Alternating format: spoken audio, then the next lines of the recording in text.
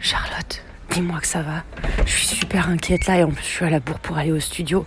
Je garde mon téléphone sur moi. J'ai rien trouvé sur internet sur ton tremblement de terre, donc je me dis que si ça se trouve c'était juste dans ton rêve. Bon, écris-moi quand tu peux ou laisse-moi une note vocale. D'accord ? Je te fais des gros bisous. Maxoun, c'est Charloun. Eh ben écoute, tout va bien. J'ai pas rêvé. Il y a bien eu un tremblement de terre, mais c'était un petit tremblement de terre, un 2,7 sur l'échelle de Richter. Ça reste quand même impressionnant. Et puis surtout, je me suis rendu compte que quand je suis pas dans le RERB, apparemment, je n'ai pas du tout de réflexe de survie. C'est-à-dire que j'ai préféré rester dans mon lit avec les moustiques plutôt que de m'habiller et de sortir au cas où le plafond me tomberait sur la tête. Donc bon, en tout cas, l'histoire se finit bien puisque je suis en vie et je vais pouvoir donc regarder le replay de Télématin. J'ai vraiment hâte de voir ta sale tête, ça fait trop longtemps, j'ai l'impression que ça fait une éternité. Et du coup, je me disais, en fait là, j'ai plus rien à faire ici. Finalement, c'est allé plus vite que prévu. Donc je me disais que peut-être que je pouvais rentrer un petit peu plus tôt pour profiter du lancement avec toi et qu'on partage un peu les tâches qui restent à faire, peut-être vivre un peu le glam et les interviews aussi, et puis surtout arrêter d'avoir chaud et pouvoir récupérer mon cerveau. J'ai regardé sur le site et c'est possible de changer le billet, il faut juste payer la différence et évidemment les taxes d'aéroport. Enfin bref, au final, ça coûterait quand même 350 € pour que je revienne, mais moi, ça me ferait plaisir. Bon, voilà, dis-moi ce que t'en penses. Et puis voilà, des bisous. Putain, mais j'ai eu trop peur. Tu peux juste me rappeler la taille de l'échelle de Richter, s'il te plaît ?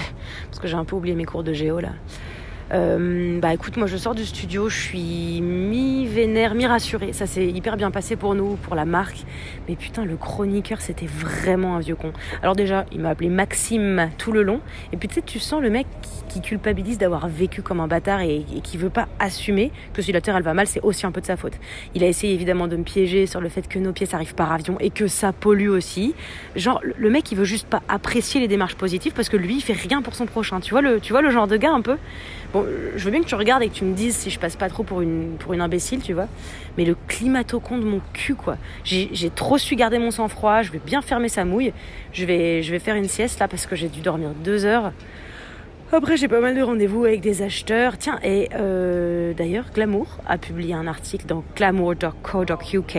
Donc peut-être que bientôt, on aura des commandes en Angleterre. Du coup, il faudra que j'aille voir à la poste ou un truc comme ça pour voir si on peut livrer en Europe sans que ce soit trop cher. Pour le billet, je suis désolée. En fait, j'ai regardé les comptes là et c'est vraiment très très chaud niveau trésor. Donc, si tu te sens de rester encore 4 jours à Istanbul, c'est un peu mieux pour nous. Qu'on fasse comme c'était prévu. Voilà. Si vraiment tu paniques trop, je vendrai mon corps pour toi. Encore, tu sais. Bon. Je te fais des bisous, fais gaffe à toi. Bisous. Non, mais c'est vrai, t'as raison. Je suis pas à 4 jours près. On a déjà dit oui à Ecolurex. On va pas se mettre dans le rouge pour un billet d'avion. Je vais aller visiter Istanbul et puis, tu sais quoi, ce que je vais faire, c'est que je vais retourner à l'atelier Gizem. Je vais prendre des photos. Et je vais faire des interviews en fait, des mecs. Comme ça, ça nous fera du contenu pour notre compte d'influenceuse. Voilà. Repose-toi bien, fais une bonne sieste et on se parle tout à l'heure. Des bisous Maxime Delage. Oui, c'est Remois. Écoute, je te laisse un petit message parce que je sors de l'atelier Gizem et franchement, c'était encore une fois hyper simple, hyper fluide. Les mecs ont adoré l'idée de l'interview et des photos pour notre compte Insta. Ils se sont prêtés au jeu de ouf. Je pense que ça nous a même fait gagner des points pour qu'ils accélèrent la production. Et quand je leur ai dit qu'on partagerait les photos sur notre compte, ils étaient hyper contents. Et franchement, ça fait tellement plaisir de pouvoir les aider. Donc là, je vais me poser dans un café pour écrire un texte et je te l'envoie dès que j'ai fini par le transfert. Et puis, voilà, c'est tout. À tout à l'heure. Et c'est super ça. Et dis, y a pas un mec à l'atelier, il s'appelle genre Jrult, mais son prénom il se prononce Rodolphe, parce que ça ferait une très très bonne anecdote à mettre. Hein. Bah moi je viens de me réveiller là, je suis clairement pas faite pour les vies qui commencent avant 13h. Je vais retrouver Orlane pour boire un café, parce qu'elle a été tellement cool que je voulais la remercier. Et puis, ah si, il doit exister un dieu de la flemme, parce que tous mes rendez-vous viennent de s'annuler, donc je vais pouvoir bosser sur d'autres trucs et peut-être me reposer un peu, parce que là, 5h, le réveil, ça picote. Bah, on se tient au jus, ok? Bisous Charlotte Lénier. Et salut, je suis sur le compte d'Amizade là et je vois que t'as pas du tout posté les photos que je t'ai envoyées. La photo du perfecto blanc en cœur d'ananas que t'as mise, elle est hyper jolie, c'est pas le problème, mais je sais pas, je suis un peu perdue, pourquoi tu l'as pas fait demain voilà, écoute, je suis curieuse, dis-moi ce qui s'est passé et puis je te fais des bisous.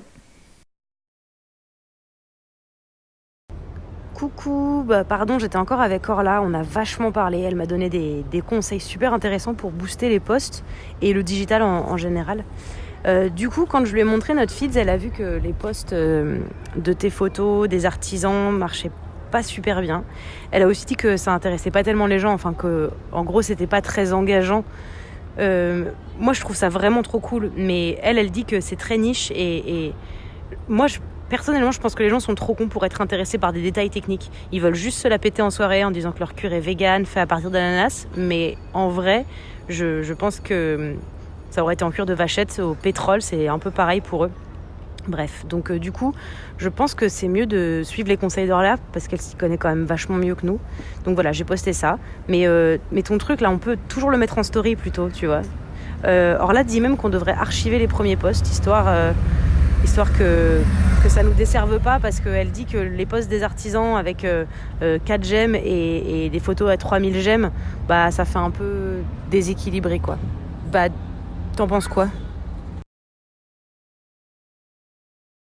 Bah écoute, moi je pense que j'emmerde bien Orla et que c'est bien une idée de mère surtout. Je sais pas si je dois te rappeler pourquoi on a créé Amizade, mais c'est pas pour les likes. C'est pour produire des vêtements dans lesquels on croit, tout en restant dans une démarche humaine et respectueuse des traditions de confection. Je t'invite à aller relire notre premier post quand tu douteras.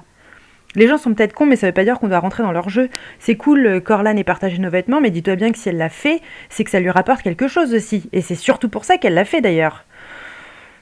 Je suis saoulée, hein, je sais pas si tu peux le dire, mais je suis vraiment saoulée et surtout j'en ai marre que tu prennes des décisions sans me consulter. Attends, je comprends totalement que ça te gave, mais viens pas me reprocher de prendre des décisions sans te consulter, parce que c'est exactement ce que tu fais depuis que t'es arrivé à Istanbul. Et c'est normal parce que on doit prendre des décisions vite pour le bien de la marque.